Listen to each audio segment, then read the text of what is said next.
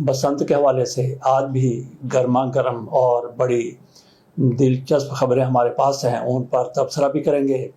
लेकिन पहले बात कर लेते हैं पीपल्स पार्टी की। वो तुल गई है पूरे मुल्क को मैदान बनाने के लिए। राजा परवेज अशरफ की तरफ से कहा गया है, उन्होंने बाकायदा इसका ऐलान किया है। उन्होंने कहा कि पीपल्स पार्टी पूरे मुल्क को मैदान बना देगी, मैदान जंग बना देगी या फिर लूट मार का मैदान बना देगी। पहले इनकी तरफ से जो कुछ पाकिस्तान के साथ किया गया, पाकिस्तान के अवाम के साथ किया गया, कहाँ बेनज़ीर भुट्टो की मकबूलियत और उसी बिना पर 2008 में जो इंतखाबात हुए थे, पीपल्स पार्टी की तरफ से वाज़े अक्सरियत हासिल की गई, मरकज में हुकूमत बनाई गई, सिंध में हुकूमत बनाई गई। उसके बाद फिर क्या हुआ?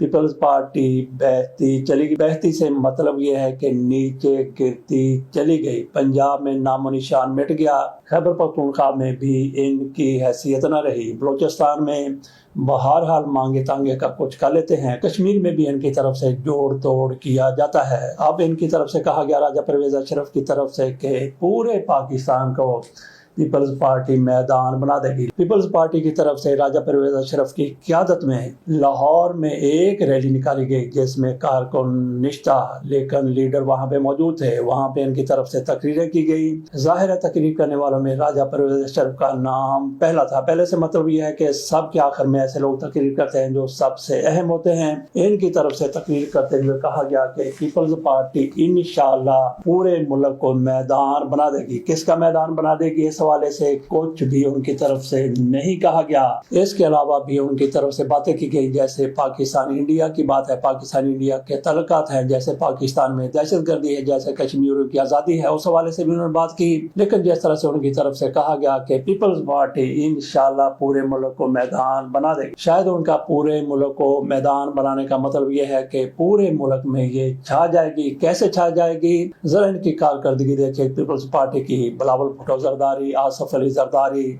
माशाअल्लाह से आसिफ अली जरदारी पाकिस्तान के सदर हैं, लेकिन इनकी तरक्कियां सिर्फ और सिर्फ सिंध तक महदूद है। बिलावल भुट्टो जरदारी सिंध की बात करते हैं, आसिफ अली जरदारी पूरे मुल्क की इस तरह से बात करते हैं कि वो पाकिस्तान के सदर हैं और बहुत से बिल उनकी मर्जी के खिलाफ भी उन्हीं से साइन करवा लिए जाते हैं और ये पूरे पाकिस्तान को मैदान बनाने के लिए चले हैं। इसी तरह से मुत्तहिदा की तरफ से भी ऐसा बयान है कि बंदा सर पकड़ के रह जाता है कि क्या मुत्तहिदा वाले ऐसी बात कर सकते हैं। खालिद मकबूल सिद्दीकी साहब की तरफ से कहा गया है कि खवातीन और बच्चों को इस्तेमाल करना इंतहाई ज्यादा नामुनासिब है। उनका जरा बयान सुनिए। दहशत गर्दों का खवातीन और बच्चों को इस्तेमाल करना शर्मनाक है। उनकी तरफ से क्या कहा गया कि दहशत गर्द जिस तरह से बच्चों और खवातीन को इस्तेमाल करते हैं अपने मकासद के लिए, वो इंतहाई शर्मनाक है। ये बात कोई और करे तो करे, लेकिन मुत्तहिदा कौमी मूवमेंट वाले करें तो कैसे करें।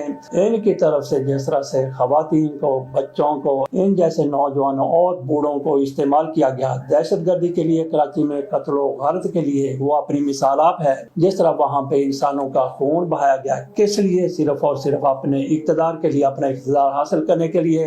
वहाँ पे कोई भी महफूज नहीं था, हत्ता के इदारे, सिक्योरिटी इदारे भी, फौजी लोग भी महफूज नहीं थे जिस तरह से इनकी तरफ से किया गया। और अब ये कह रहे हैं कि खवातीन को जिस तरह से दहशतगर्द इस्तेमाल कर रहे हैं वो शर्मनाक है। जो कुछ इनकी तरफ से किया जाता रहा वो फिर कितना ज्यादा शर्मनाक होगा। मुझे याद आ गया, मुझे निजामी साहब की तरफ से एक मरतबा हमें बताया गया, जब ये नए नए कराची गए, मतलब यह है कि जब नवाब कराची से निकलना शुरू हुआ, ये वो दिन थे जब जंग लाहौर से निकलना शुरू हो गया। पहले जंग वाले कराची में मौजूद थे, ये लाहौर में आए, तो फिर नवाब वक्त ने भी कराची से अपना अखबार निकालना मुनासिब समझा। मुझे निजामी साहब ने बताया कि इस्लामाबाद में कोई तकरीब थी जिसमें अल्ताफ हुसैन साहब भी आए हुए थे। 90 की दहाई का शायद ये वाक़या है। तो वो कहते हैं कि ये मेरे पास आए, कहते हैं कि ये मेरी उनसे पहली और आखिरी मुलाकात थी। तो अल्ताफ हुसैन की तरफ से ये कहा गया कि आप हैं वो जो हमारे शहर में आए हैं। तो निजामी साहब कहते हैं, निजामी साहब ऐसे कभी उधार नहीं रखते। उनकी तरफ से कहा गया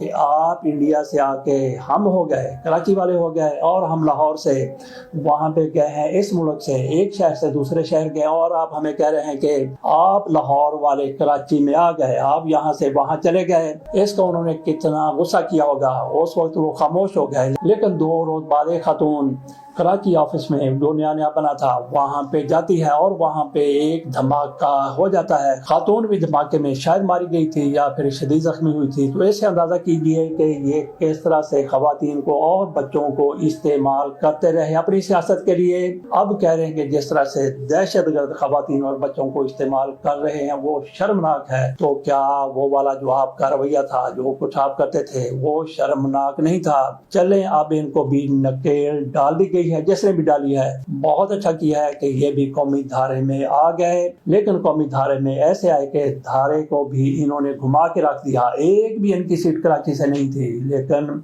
ये मिफ्ता इस्माइल की तरफ से कहा गया है। बाकी भी ऐसा ही कहते हैं जो तजियनगार हैं, जो माहिरीन हैं। लेकिन वहां पे इनको 18 सीटें दे दी गई। आ जाते हैं पतंगबाजी पर। जिस तरह से पतंगबाजी लाहौर में हो रही है, हुकूमत का शौक पूरा हो रहा है। एक तो यहाँ पे ये पता चला है कि छतें किराए पर दी जा रही हैं। एक छत के बारे में कहा जाता है कि बड़ी कोठी की महल की छत है, वो 1 करोड़ रुपए में नीलाम हुई है या 1 करोड़ रुपया 3 रातों का उनसे लिया गया है। तो बाकी भी कई छतें हैं जो किराए पर दस्तयाब हैं। बाकायदा सोशल मीडिया पर इस हवाले से इश्तेहार भी चल रहे हैं और डोर की और पतंग की 1 फरवरी से फरोख्त भी शुरू हो गई है। गो के बसंत जो है वो होगी 6 को, 7 को, 8 को। 2 छुट्टियां मजीद भी उनके साथ शामिल कर दी गई हैं। एक तो 5 फरवरी कश्मीर की छुट्टी है और इससे पहले शब बरात की भी 4 फरवरी को छुट्टी है। इस तरह से छुट्टियों पर छुट्टियां दी गई है इस हुकूमत की तरफ से। और फिर जिस तरह से ट्रांसपोर्ट के बारे में कहा गया कि उस रोज जितनी भी ट्रांसपोर्ट है, जितनी भी सरकारी बसें हैं, वो इलेक्ट्रिक बसें हैं, वो मेट्रो बस है या फिर ट्रेन है। इसके अलावा भी ग्रीन बसें भी चल रही हैं और भी बसें चल रही हैं। जितनी भी पंजाब हुकूमत के तहत चलने वाली बसें हैं सारी की सारी फ्री होंगी। रिक्शे भी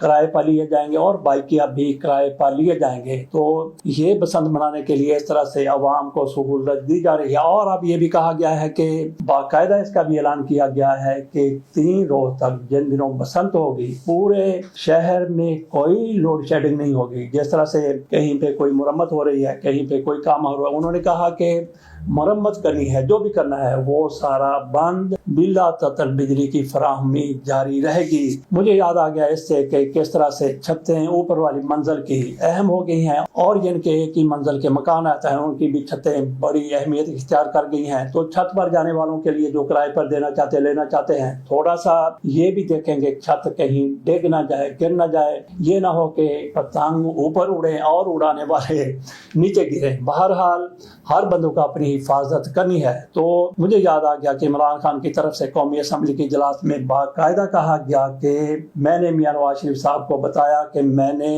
पेंट हाउस लिया है। तो नवाज शरीफ साहब की तरफ से पूछा गया कि पेंट हाउस क्या होता है। मैंने कहा कि जो ऊपर वाली मंजिल है किसी भी बिल्डिंग की, वो मैंने घर लिया है, मकान लिया है। तो मियां साहब ने कहा अगर ऊपर वाला हिस्सा उड़ जाए तो इमरान खान का ये कहना था कि कौमी असम्बली में कह के लग गए। और मियां नवाज शरीफ के बारे में लोगों की तरफ से कहा जाने लगा कि इन्हू ये भी नहीं पता कि पेंट हाउस की होता है। मियां नवाज शरीफ ने जगह जगह का पानी पियो, पाकिस्तान रहे, पाकिस्तान से बाहर रहे। तो मियां नवाज शरीफ को ये नहीं हो सकता कि ना पता हो कि पेंट हाउस क्या होता है। लेकिन इमरान खान की तरफ से जिस तरह से कहा गया उससे लगता था कि मियां नवाज शरीफ को उसका नहीं पता कि पेंट हाउस क्या होता है। तो हो सकता है कि मियां नवाज शरीफ ने उन दिनों इमरान खान को ये बावर करवाने की कोशिश की हो कि साढ़े नाल मत्था लाएगा तो फिर किथे जाएगा, ऊपर वाला हिस्सा उड़ भी सकता है। ये मेरा ख्याल है कि मियां साहब की तरफ से दी गई धमकी थी।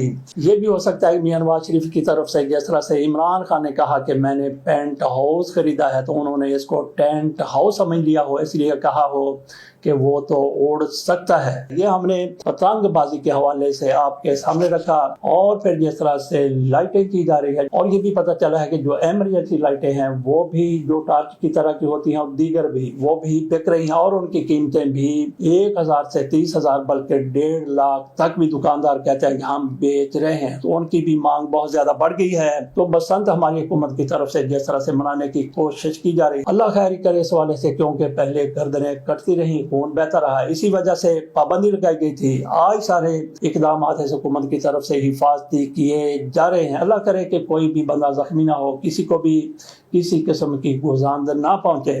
باقی سہیل افریدی کو میاں شہباز شریف کی طرف سے ملاقات کے لیے بلایا گیا تھا، وہ ملاقات کے لیے گئے، ملاقات ہو گئی۔ سہیل افریدی کی طرف سے اس کے بعد کہا گیا کہ میں نے عمران خان کی رہائی کے حوالے سے، عمران خان سے ملاقات کے حوالے سے کوئی بات نہیں کی۔ وہ کہتے ہیں کہ میں نے وہاں پہ سیاسی معاملات پر ہی بات کی، خصوصی طور پہ دہشت گردی کے حوالے سے بات کی، اور جس طرح سے بلوچستان میں بدترین دہشت گردی ہوئی ہے اس کی ہم دونوں نے مذمت کی اور دہشت گردی کے خاتمے کے لیے اکٹھے چلنے پر اتفاق کیا۔ یہ کون کہہ رہے ہیں؟ سہیل افریدی کہہ رہے ہیں جو کل تک آپریشن کے خلاف تھے، تو کیا آج وہ آپریشن کے لیے رضامند ہو گئے؟ مجھے نہیں لگتا کہ وہ رضامند ہوئے ہوں گے۔ ان کی طرف سے یہ بھی کہا گیا کہ اگر میں نے سیاسی ورکر کے طور پر شہباز شریف سے ملاقات کرنی ہوتی تو ہرگز نہ کرتا، لیکن میں وزیر اعلیٰ ہوں، وہ وزیر اعظم ہے، تو وہ کہتے ہیں کہ ورکنگ ریلیشن شپ کے لیے میں نے ملاقات کی اور آگے چلنے پر بھی اتفاق کیا گیا۔ تو دیکھتے ہیں کہ جس طرح سے ان کے بارے میں کہا جاتا ہے کہ دہشت گردی کے حوالے سے وہ تعاون نہیں کرتے، تو آئندہ تعاون کرتے ہیں یا پھر نہیں کرتے۔ تو باقی میاں نواز شریف صاحب جس طرح سے بالکل ہی کھڈے لین لگے ہوئے تھے، گھر میں بیٹھے ہوئے تھے، ان کا کچھ پتہ نہیں چلتا تھا کہ میاں نواز شریف صاحب کہاں ہیں، کیا کر رہے ہیں، لیکن کبھی کبھی یہ پتہ چلتا تھا کہ وہ مری گئے ہیں۔ آج ان کے بارے میں خبر آئی ہے کہ لنگر کھانے کے لیے میاں نواز شریف صاحب بذات خود بقلم خود بے نفس نفی داتا صاحب گئے، لائن میں کھڑے ہوئے، لنگر لیا، کھایا، سلام کیا اور پھر گھر واپس آ گئے۔ اس کے ساتھ اجازت دیجیے، اللہ حافظ۔